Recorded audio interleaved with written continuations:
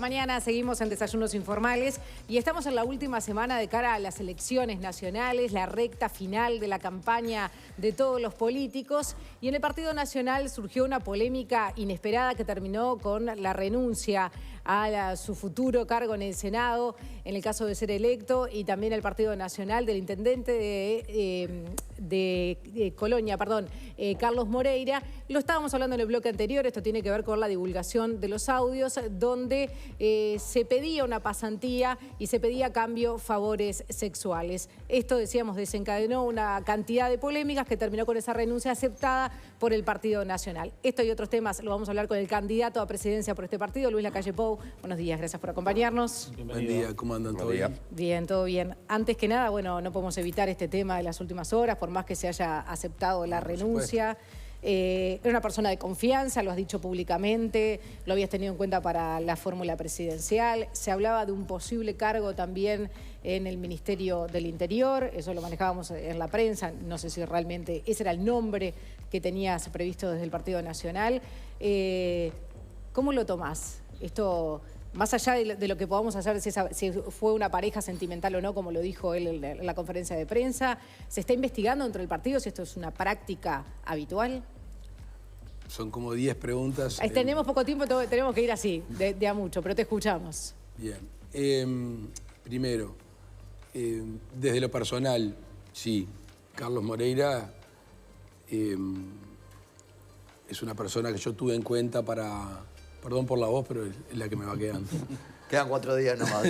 Ahí me quedan 3 actos. O sea que, para integrar la fórmula la campaña pasada, lo mismo estuvo en los planes en esta. En la campaña pasada era un nombre que yo tenía para el Ministerio del Interior. No esta vez, pero sí en la campaña pasada, sin perjuicio de eso, imagínense...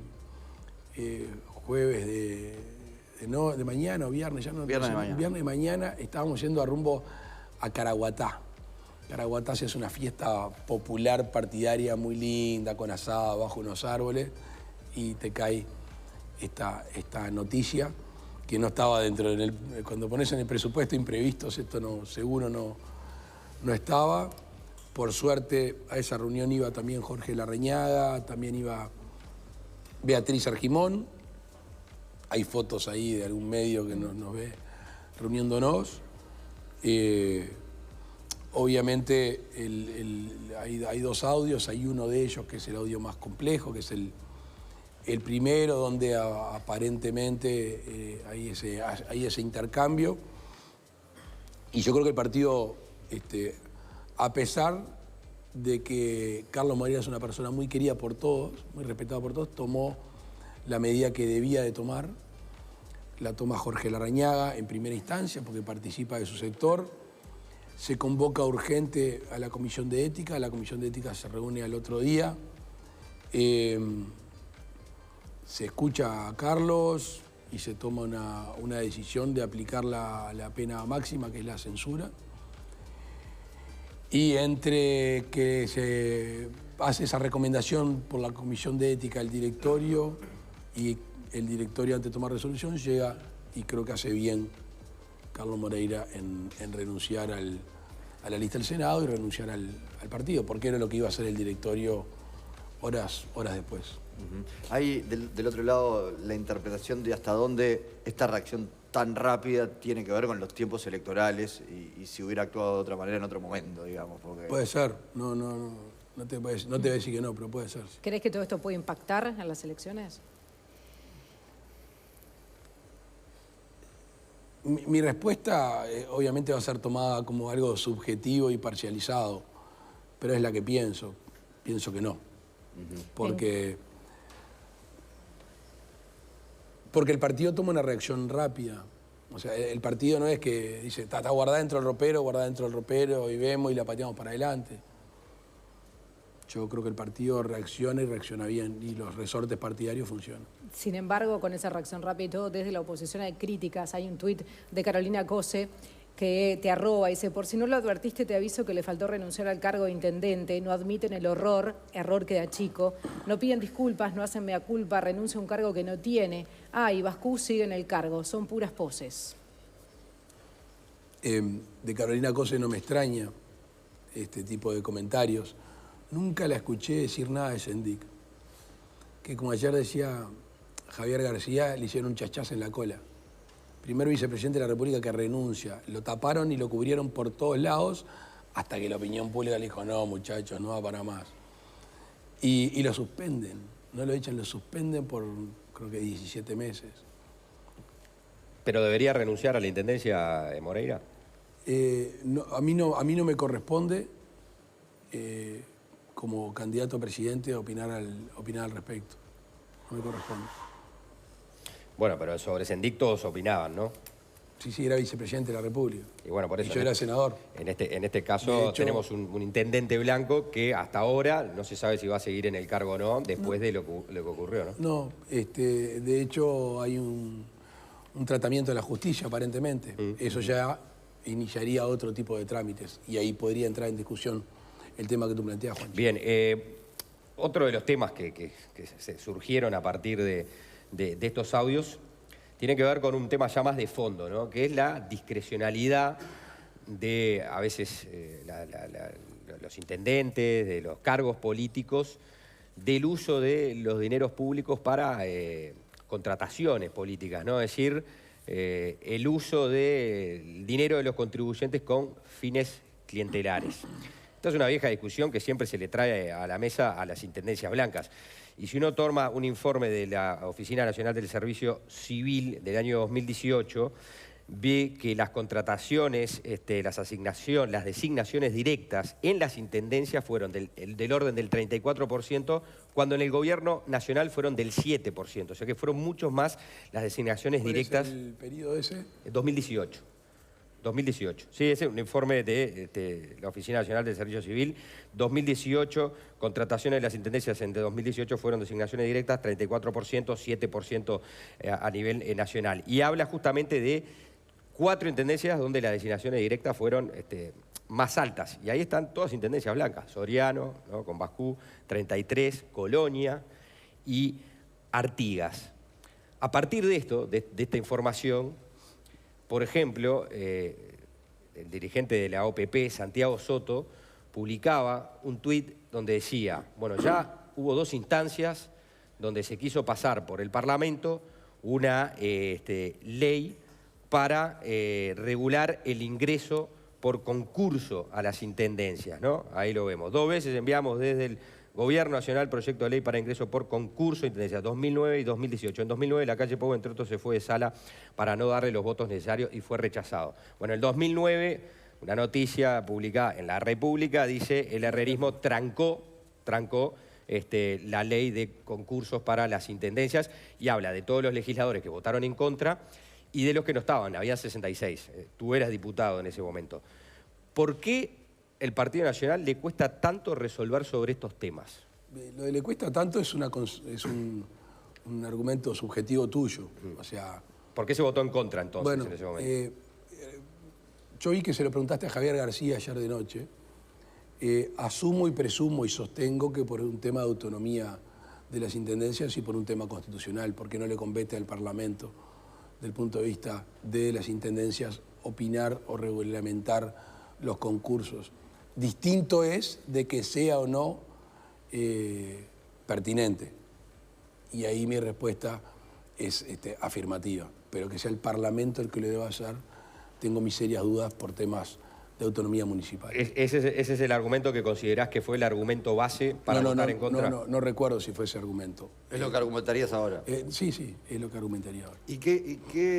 ¿Cómo hacer? Pero espera, sí, a ver. Porque yo el otro día estuve estudiando los números estos y en realidad hay un crecimiento muy similar de funcionarios en las intendencias del Frente y las intendencias del Partido Nacional. Ajá. No estoy justificando, no justifico. Habría que ver por qué.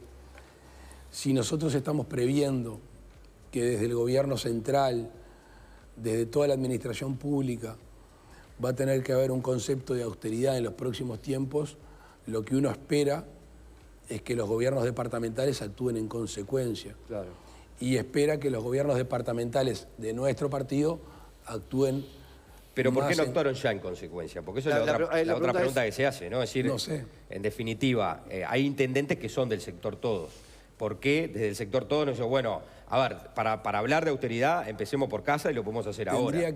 Juanchi, tendría que hacer una evaluación de dónde son los funcionarios, cuál es la función que cumplen. Anda allí un argumento que yo no lo quiero sostener acá porque no lo sé a cabalidad, que es con la creación de los municipios. Las intendencias designaron funcionarios para los municipios, pero que son de las intendencias. Pero no quiero dar por válido que ese sea el argumento para... ¿Cuáles son las razones? Igual crees que las intendencias en su conjunto deberán actuar de manera más austera en el periodo que viene. ¿Cómo hacer para controlar eso? Porque estamos viendo que es difícil para el gobierno del Frente con las intendencias del Partido Nacional, pero estamos viendo que al propio Partido Nacional le ha costado. Ahora en el caso de Moreira se resuelve muy rápido su salida, pero cuando se habla de nepotismo se pone el ejemplo de Artigas y de La Valleja, cuando se habla de corrupción se pone el ejemplo de lo ocurrido en Soriano con Pascu, que lo nombraba Cose, que sigue en el cargo. Cuando se habla de déficit, resulta que Florida y Maldonado son las intendencias que más aumentaron el déficit del año pasado. ¿Cómo vas a hacer como presidente para ordenar de otra manera la Mira, cosa? el gobierno central destina fondos a las distintas intendencias. Y en el respeto a la autonomía municipal, yo creo que tenemos que ir rumbo a una fórmula de que esos dineros tengan una contraprestación clara, más en inversiones y menos en rubro cero, menos en gasto de funcionamiento, menos en salarios. Y esa evaluación o ese destino de fondos por parte del gobierno central a las intendencias tiene que ser valorado una vez ejecutado justamente esas cifras. ¿Controlar la gestión entonces? ¿Perdón? ¿Controlar la gestión? Dentro de lo que la Constitución permite. Yo no me puedo meter dentro de la intendencia. De hecho, el Estado tiene, a través del Tribunal de Cuentas, un miembro delegado en cada intendencia para poder valorar y evaluar. Allí hay que fortalecer el Tribunal de Cuentas. ¿Estás de acuerdo, por ejemplo, con la ley que propone Mieres para regular los ingresos a la intendencia? Él lo que dijo con sus palabras es que las intendencias prima el acomodo y el clientelismo y que se juega con la necesidad de la gente. No sé si puedo suscribir ese concepto, lo de prima y mayoritariamente. Que exista, no voy a tapar el sol con un dedo. Les insisto, el tema constitucional establece autonomías que vos no podés decirle a las intendencias determinadas cosas.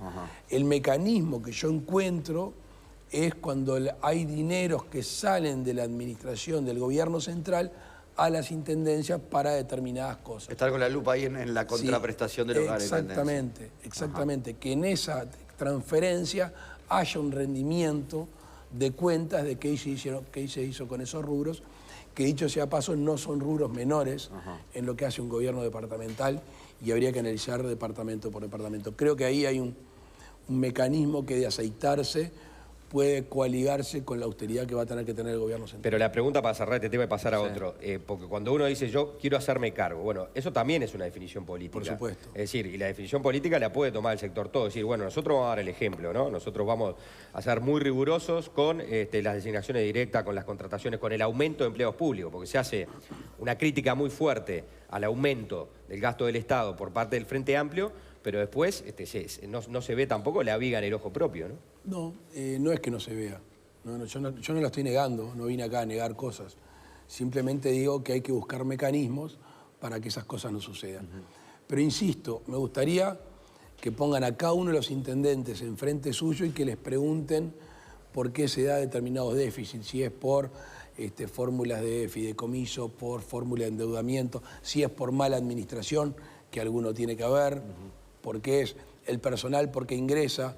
Obviamente con el Congreso de Intendentes en general y con cada intendente, si yo soy presidente de la República, pretendo que estas cosas justamente vayan de la mano con una austeridad que el país tiene que tener por delante. Y que pretenderás que tenga, por lo tanto, también en la administración central, donde ahí sí vas a tener un control más directo, aunque también vas a tener socios, y de eso has venido hablando mucho estos días, ¿no? De esta coalición de partidos que veremos el domingo cómo queda definitivamente integrada en el Parlamento. Para las internas hablaste mucho de que tenías más de un plan, que tenías un plan A, que tenías un plan B, que tenías un plan C. ¿Ya tenés planes para este domingo? ¿Se lo dije antes o se lo dije después? Nos lo dijiste después, pero ahora ya estamos, ya conocimos el primer tiempo. Sí, ya sé. Sí. Hoy me levanté pensando en eso. Me van a preguntar porque ya saben. Sí, hay A, B y C. Siempre. Siempre hay A, B y C. ¿Y cuál es el plan A? El plan A es el bueno. Ajá. El que uno quiere que pase. Que es un 27 de octubre, donde los partidos de oposición tengan mayoría parlamentaria, una posibilidad de mayoría parlamentaria donde asentar un futuro gobierno. Ajá. Y el plan que uno genera, además lo tenés que ir trabajando en consecuencia. Nosotros todos estos tiempos venimos tratando de buscar coincidencias con otros partidos políticos. Si salíamos a buscar diferencias en la competencia era un bollo, enseguida. Distinta tradición, distinta ideología, historia y buscar diferencias en los planes de gobierno. Al revés. Termina la campaña, va a terminar dentro de 3 días, no hablamos nunca mal de nadie, buscamos coincidencias, separamos los matices. Es obvio que no tenemos coincidencias totales ideológicas y filosóficas. Es obvio que estamos en competencia, pero si sabemos que terminamos el 27 de octubre un proceso y empieza otro en el sentido de tener un gobierno lo más representativo posible, estamos trabajando en eso. Un partido nacional cohesionado, un programa de gobierno que tiene coincidencias con otros y después algo que es fundamental en cualquier aspecto de la vida, que son las buenas relaciones interpersonales. Si yo llego a los codazos, si llego criticando, si llego descalificando, el otro día no te puedo decir, vení. Te pegué hasta ahora, te di, pero entonces, porque se dio, no fue buscado para este momento. ¿Con Sartori no fue así? ¿Qué? ¿Con Sartori no fue un poco así? ¿Qué así? ¿En qué sentido? Y que fue un poco a los codazos y ayer los vimos haciendo cabeza a cabeza. En realidad, si te pido que busques un codazo que yo hice, que yo haya dado, uno. No pego codazos. En relación, sí. Pero pará, te termino porque le contesté a ella, yo no pego codazos. Trato de cubrirme, tampoco soy un gil que me dejo pegar codazos. Y tampoco aparte escondo cuando hay cosas que no me gustan. Pero hubo que tragar sapos y culebra, como decía Mujica, ¿no? En el caso de Sartori. Definime tragar. Y bueno, sacarse la foto, estar en el acto. Está claro que... mirá que ayer ahí, adentro del Cabecita, estaba desinflada esa pelota, claro.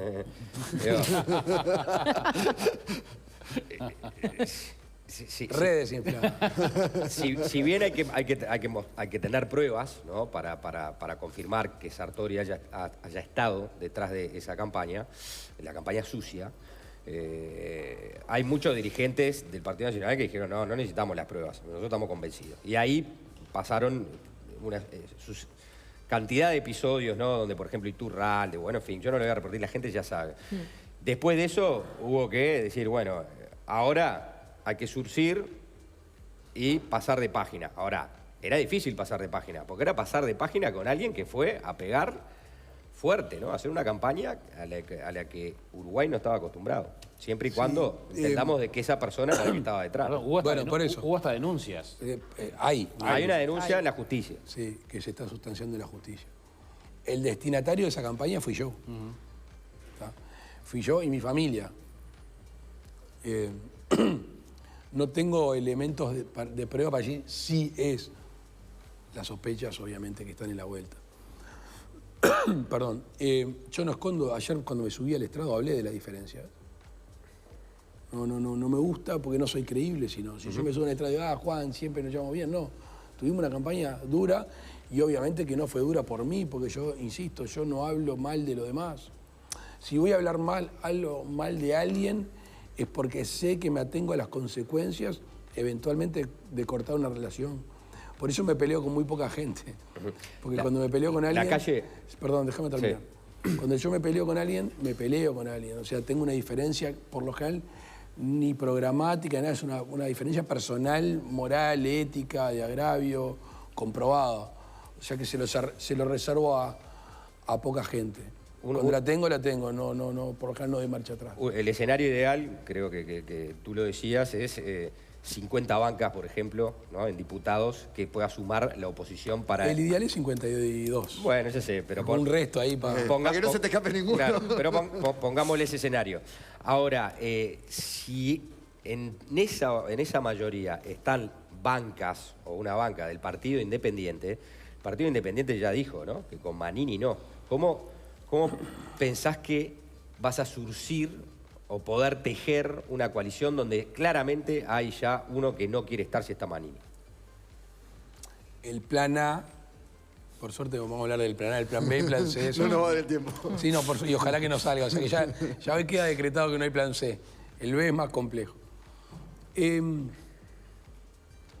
Yo entiendo las posturas, las comprendo, conozco a Pablo, tengo buena relación con Pablo y con su entorno. Sin perjuicio de eso, creo que hay una sutileza en su mensaje. Hay una sutileza de relacionamiento con el gobierno y hay una sutileza de relacionamiento con la oposición toda. Sí, él dijo el otro día ahí sentado que si él fuera el cabeza de gobierno, no llamaría Cabildo Abierto a la mesa, pero si es llamado a una mesa donde está Cabildo Abierto, eventualmente se puede. Hay una ventana abierta, entonces. Contestó Carsolio, se la tendría que haber hecho Contestó Carsolio. Mieres, lo que pasa es que vos no viniste el viernes. Ah, bueno. ¿Sabes cuál es la diferencia? Vos no viniste y yo lo estaba mirando. No estaba durmiendo. Estamos hablando de algo que no sabía. Por suerte está acá Carsolio. Bien, Luis, Siempre para cerrar, desde el Frente Amplio se habla mucho de todas las leyes que en su momento tuviste la posibilidad de votar y no votaste. Ya dijiste que algunas, si pudieras volver el tiempo atrás... Pero ¿cuáles dicen, por ejemplo? ¿Cuáles dicen? Por ejemplo, la de marihuana, por ejemplo... Vamos a dar una. ¿Tenés 3 minutos? No sé, producción. Sos vos el que estás apurado. ¿Tenemos 3 minutos? Dice que sí, tenemos 3 minutos. Primer proyecto de ley en la historia de América Latina de autocultivo lo presenté yo. Sí, bueno, pero después no estabas de acuerdo con... Sí. Entonces yo voté el autocultivo y no voté algunas otras cosas, el registro, la cantidad, la farmacia. Ya me he expresado claramente al respecto. ¿Cuál otra? Bien, regulación de trabajo doméstico. Lo voté. ¿Quién dijo que no lo voté? Dicen que no lo votaste. Bueno, sí, ¿Vos te acordás? Porque el otro día estuviste en duda de que habías votado o no. No, de esto no. No, La ley trans, hay artículos que no votaste. No voté 10, no voté de los 24, voté 14 a favor y 10 en contra. Bien, 8 horas de peón rural. Lo voté. El que no me acordaba era yo, lo voté, estaba en sala, lo voté, fue así el proceso. Hubo un solo voto en contra, que no fui yo. Estuviste repasando todo lo que votaste antes de venir. No, bueno, sí, porque estaba dormido, me agarraron una vez, 2 no. Fue al Senado, votamos en diputados, yo voté. Fue al Senado, eligió modificaciones, vuelve a diputados, yo estaba de licencia, pero el Partido Nacional no votó las modificaciones que le hizo el Senado. Esa es la historia de esa ley. ¿Despenalización del aborto? No la voté. Regulación del trabajo doméstico, te lo pregunté. Ley de responsabilidad penal empresarial. No la voté. ¿Violencia de género? Sí, calculo que sí. ¿Por qué no? No sé, me contestó muy seguro. Sí. Bien. ¿FONASA? FONASA, sí, sistema, la ley de salud no, me parece. O sea, la pregunta es cuáles vamos a dejar o cuáles no vamos a dejar. Bueno, eso te iba a decir, porque de todo esto que más o menos nombraste, también en su momento se te criticó y mucho cuando dijiste esto es una historia que hay que pasar de capítulo en cuanto a los desaparecidos. Ya dijiste que sí, que ibas a continuar. Te estás metiendo en un terreno un poquito más sensible. Sobre estas leyes, ya he sido claro. No, porque te iba a poner todo en una misma... Pero eso es la otra, eso es otra cosa. Porque eso requiere una acción, lo que me vas a preguntar. Una es no hacer algunas cosas y esto que tú me vas a preguntar ahora requiere acciones, o sea, requiere un compromiso. Por eso cerremos el primer capítulo. Ya hemos dicho claramente que no vamos a modificar las leyes. Lo que sí yo estoy en contra es del aborto. ¿tá? Si me decís de todas esas leyes, ¿cuál es la que más, de alguna manera, uno está en contra? Yo estoy en contra del aborto. La ley va a quedar. Yo voy a hacer una campaña muy fuerte de paternidad responsable, de métodos anticonceptivos, de generar una adopción más simple. Allí hay que trabajar muy fuerte sobre el tema del aborto. Ahora te escucho sobre eso. Bien, o sea, las leyes quedan, vas a trabajar sobre estos puntos que estabas hablando, también sobre la búsqueda de desaparecidos, ya anunciaste tu compromiso y tu cambio de posición. Pero mi cambio de posición no es de ahora, o sea, no es en esta campaña electoral. porque, no sé, algunos ya están diciendo, si no cambia por campaña electoral, yo ya hace mucho tiempo que yo hablé. Sí, después que la dijiste ya... Bueno, por eso, no es de ahora de campaña electoral. Bien, no, pero digo en cuanto a los cambios... Además, estuve con familiares reunidos el jueves pasado y asumimos un compromiso, y aparte del compromiso de facilitar la información, de ayudar con la información, también se requiere presupuesto para el tipo de trabajo que se están haciendo y para los equipos que se están contratando. Y obviamente que dijimos que no había ningún tipo de inconveniente, obviamente hay que analizar el tema. ¿Y está de acuerdo que pase al Instituto de Derechos Humanos las acciones de la búsqueda, como está esta ley que está a mitad de... A mí me sorprendió, Juanchi, ¿sabes? Me sorprendió esa intención, porque es cierto que se traslada a una institución que tiene como centro, que tiene como competencia el tema de los derechos humanos. O sea, si vos decís, en competencia sí. Ahora que se le saque a Presidencia de la República, como que se le corre para el costado la responsabilidad del presidente. Yo creo que por eso familiares tienen este tipo de reuniones, para decir, mira, que una cosa es que esté en la institución de derechos humanos y otra cosa es que no estés arriba de los temas. Pero ¿estás de acuerdo que pase? O sea, porque eso requiere también de que se termine de aprobar esa ley. Sí. ¿Estás de acuerdo que pase al Instituto Sí, de porque Derechos aparte Humanos? la gente que nos asesora dentro de la institución, los argumentos que usa son argumentos valederos. Bien, Luis, otra cosa de las que decíamos, esto es parte de lo que se dice, se van a mantener o no las leyes, tiene que ver también con los posibles conflictos con sindicatos, los consejos de salarios. Este fin de semana, además, la violencia en Chile, el toque de queda, los militares en la calle. Están haciendo una ensalada de fruta. Porque lleva mucho la comparación, es otra de las cosas que dicen. En el caso de una coalición, gobierno del Partido Nacional, pero con todos los socios que tiene, esto es lo que podría pasar. ¿Cuál es tu respuesta? Para pensar que es un disparate. Vamos a hablar seriamente de las cosas. Yo entiendo que el gobierno está muy nervioso, que se acostumbraron al poder. Yo creo que están más enamorados del poder que del prójimo a esta altura y se prenden de cualquier cosa para quedarse, pero empezar con nuestro programa de gobierno y terminar en Chile, como que la verdad que me llama bastante la atención. O sea, para hablar de esas cosas hay que argumentarlas. ¿Cuál es el argumento por el cual, si decimos que vamos a mantener los consejos de salario, que le vamos a hacer modificaciones que están previstas en la ley, los descuelgues, que hablamos en nuestro programa claramente, no es que andamos escondiendo lo que vamos a hacer?